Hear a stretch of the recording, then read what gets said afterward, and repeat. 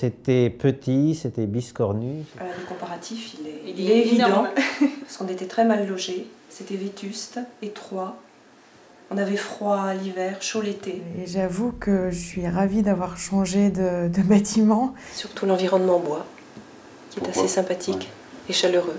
Il y a un aspect chaleureux, c'est le bois qui est apparent un petit peu partout. Et c'est vraiment un cadre de travail très agréable. Si déjà on n'entend pas les bruits de talons de tout le monde devant les bureaux, ça c'est un gros avantage aussi. On a la chaleur qu'on n'avait pas là-bas, on a la luminosité qu'on n'avait pas là-bas. On était quand même en centre-ville, dans une rue. L'esthétique du bois aussi. Pour un bâtiment moderne, il est esthétique aussi. Il a de l'allure. La direction territoriale de Bourgogne-Champagne-Ardenne et l'agence de l'Office des forêts à Dijon étaient confrontées à une dispersion de ces personnels sur plusieurs sites. Pour remédier à cette situation difficile à vivre pour les personnels, être plus efficaces dans nos services, améliorer la convivialité entre les personnes, nous avons donc été amenés à envisager une opération immobilière. Nous avons fait des recherches, aussi bien pour une construction que pour une acquisition, et présenté à l'automne 2004 au conseil d'administration de notre établissement la solution, la seule qui nous restait sur Dijon, à savoir celle-ci. Le conseil d'administration, évidemment, a proposé pour un établissement comme le nôtre, de par sa nature et ses missions, d'opter pour une solution de gestion durable promouvant l'utilisation du bois à travers sa structure, mais aussi à travers la chaufferie bois. Nous avons contacté M. Gagini et M. Madio, son architecte, et il faut reconnaître que ces deux personnes ont relevé le défi et ont su le gagner. Les personnels en sont extrêmement satisfaits et même fiers de pouvoir résider, travailler dans un bâtiment de cette qualité. Mais nous n'aurions pas pu faire celui-ci si nous n'avions pas eu l'aide financière conséquente de la région, mais aussi de l'ADEME et du Conseil général de Côte-d'Or. Une mise en place très rapide. 1200 mètres carrés en 2 fois 3 jours, 350 mètres cubes de bois assemblés. Avant la mise en place de ce produit, il a fallu faire un réglage sur les dalles béton, donc mise en place d'une longue grille de répartition de charge en bois qui s'appelle une semelle de répartition.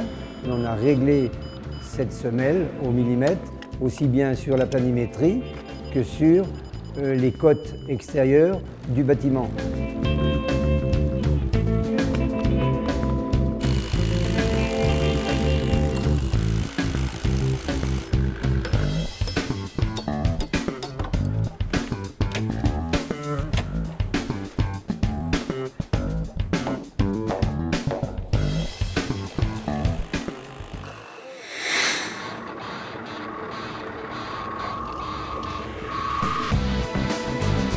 Le KLH est un panneau composant moderne, structural, en bois massif contre-collé de grande dimension dont la longueur peut aller jusqu'à 16,50 m.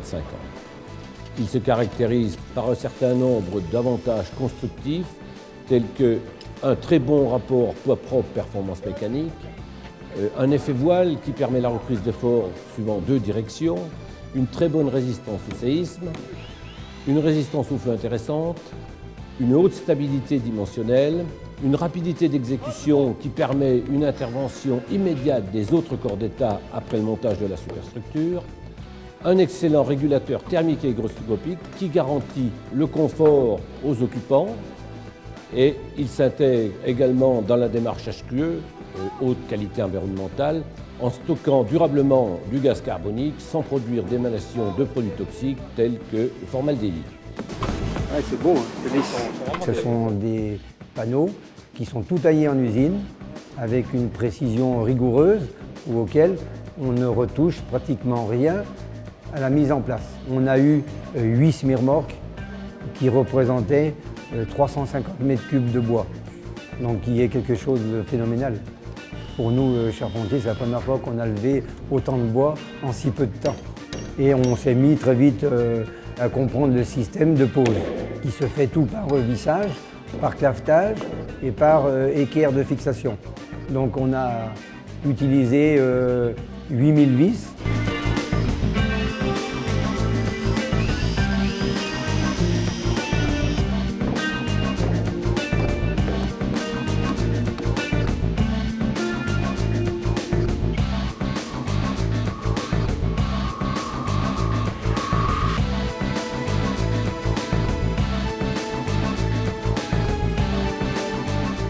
Deux raisons principales ont dicté mon choix et ma décision de réaliser cette construction. La première, le challenge à relever, s'agissant d'une première réalisation en Bourgogne d'un immeuble de bureau de près de 1700 m². La seconde, l'originalité du concept qui se voulait innovant et qui s'inscrivait dans une démarche qualitative en matière de respect de l'environnement, chantier propre, utilisation d'une ressource naturelle et renouvelable, le bois, et de développement dit durable. Cette construction s'est révélée être une expérience passionnante et particulièrement enrichissante sur le plan intellectuel, pour laquelle il convenait également de faire adhérer sans a priori et sans retenue, et ce, dès le début des études, tous les intervenants à l'acte de construire.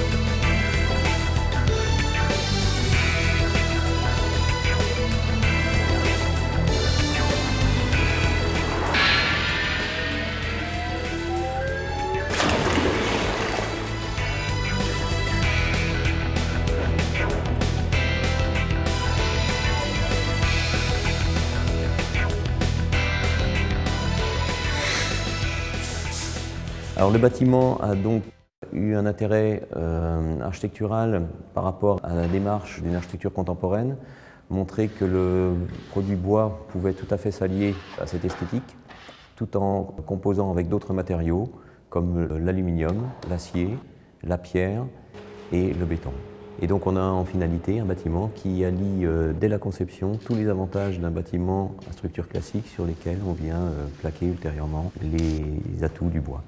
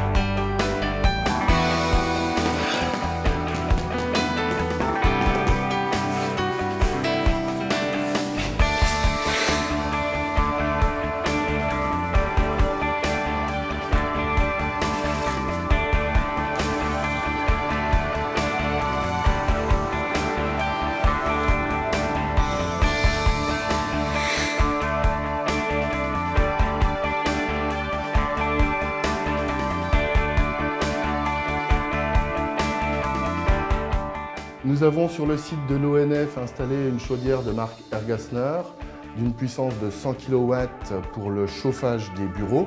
Cette chaudière totalement écologique utilise un matériau noble qui est la plaquette forestière.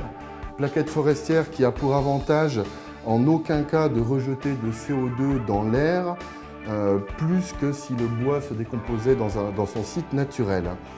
Cette chaudière brûle 98% de la matière, elle a un rendement supérieur à 95%. On a très peu de matière résiduelle, les cendres sont réellement fines. Nous avons également installé avec la société ATCF un groupe d'eau glacée de marque Dekin d'une puissance de 100 kW. Nous dissipons les calories chaudes ou froides par l'intermédiaire de 72 ventiloconvecteurs qui sont placés dans chacun des bureaux. Les sociétés Nord-Est Énergie spécialisées dans les chaufferies bois, granulés et plaquettes forestières, également le solaire thermique et photovoltaïque, la société ATCF pour la partie froid, climatisation, ont vraiment été satisfaits de pouvoir montrer tout leur savoir-faire au sein de ce bâtiment de l'ONF. Je voudrais remercier l'ensemble de ceux-ci, les bureaux d'études et les entreprises qui ont parfaitement compris l'enjeu et ont parfaitement joué le jeu avec l'architecte et moi-même en apportant leur contribution et leur savoir-faire à l'élaboration du projet pour que cette expérience unique pour l'instant dans notre région soit une complète réussite pour tout un chacun et en premier lieu pour le client final.